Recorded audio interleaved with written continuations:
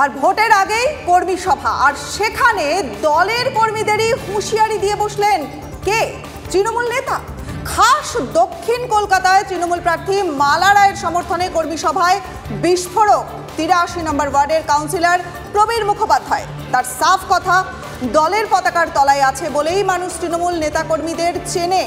অনেকের বড় গাড়ি, সোনার চেন, নিজেদের সংযত করুন। মালা রায়ের সামনেই গোষ্ঠী কোন্দল নিয়ে কড়া হুঁশিয়ারি দিলেন ওই কাউন্সিলর। এটা তো পার্টির আভ্যন্তরীণ মিটিং। আমাদের কাছে কি উপস্থিত পার্টির আভ্যন্তরীণ মিটিং। আভ্যন্তরীণ মিটিংয়ে যেটা আমার ভাবনা, যেটা আমার ভাবনাটা সেটা প্রকাশ করেছি। মমতা ব্যানার্জি এত ভালো কাজ করছে, তো কাজ করার পরও কিছু কিছু জায়গায় আমাদের সমস্যা হচ্ছে। কারণটা আমার উপলব্ধি, দেখুন আমার নিজের উপলব্ধি, মানুষ অন্যভাবে মার্ক করে।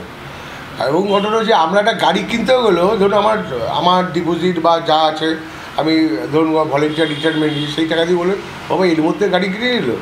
আমি বলেছি এখন আমাদের সংযত হবে, আর এটা নিয়ে বিরোধীতে কোনো উৎপন্ন হওয়ার কোনো কারণ নেই। আমাদের প্রতিনিধি সায়ন্ত রয়েছে আমাদের সঙ্গে। সায়ন্ত, ভোটের আগে কর্মী সভার, সেখানেই দলের কর্মীদেরকে এভাবে হুঁশিয়ারি দিচ্ছেন তৃণমূল নেতা, কি জানতে পারছো? একদমই, দেখো দল নির্বাচন যত এগিয়ে আসছে দলের কেউ না কেউ প্রতিদিন মুখ খুলছে। কিছুদিন আগে দেখা গেল কমিটিতে স্থান না পাওয়ায় কলকাতা পুরসভার মেয়র পরিষদ বড় চেয়ারম্যান মুখ খুলেছেন। টিকিট না পেয়ে শান্তনু সেন বা সায়ন্তিকা ব্যানার্জির মতো দলের সদস্যরা মুখ খুলেছেন।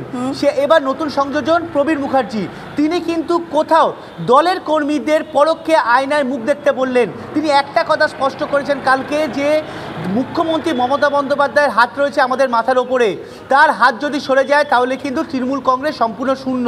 অর্থাৎ যেভাবে দলের কিছু কয়েকজন কাউন্সিলর, কয়েকজন বলে ভুল হবে, বেশিরভাগ কাউন্সিলর যেভাবে বিলাসবহুল জীবনযাপন করছে, সেই বিষয়টি কিন্তু চোখে আঙুল দিয়ে দেখানোর চেষ্টা করেছেন প্রবীর মুখোপাধ্যায়। স্বাভাবিকভাবেই যে মঞ্চে সুব্রত বক্সী, ফিরহাদ হাকিম, মালা রায়ের মতো কলকাতা দক্ষিণে এবং রাজ্য তৃণমূল নেতৃত্বের শীর্ষ নেতারা উপস্থিত, সেখানে প্রবীর মুখোপাধ্যায়ের এই বিস্ফোরক মন্তব্য ঘিরে রাজনৈতিক মহলে তো জল্পনা শুরু হয়েছে। মুখ্যমন্ত্রীর পাড়ার আমরা ব্যাক টু ব্যাক এক্ষুনি শুনে নেব ফিরহাদ হাকিম কি বলেছেন এই বিষয়ে।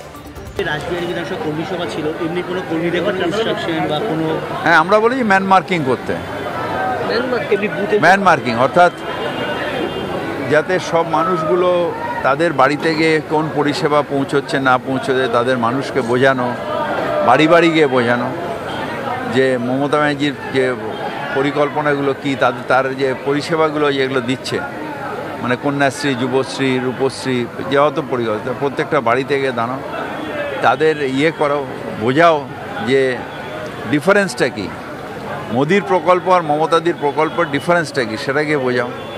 কারণ আমাদের তো অন্য কোনো শর্টকাট ওয়ে নেই, আমাদের হৃদয় জয় করতে হবে, ভোটারদের হৃদয় জয় করতে হবে।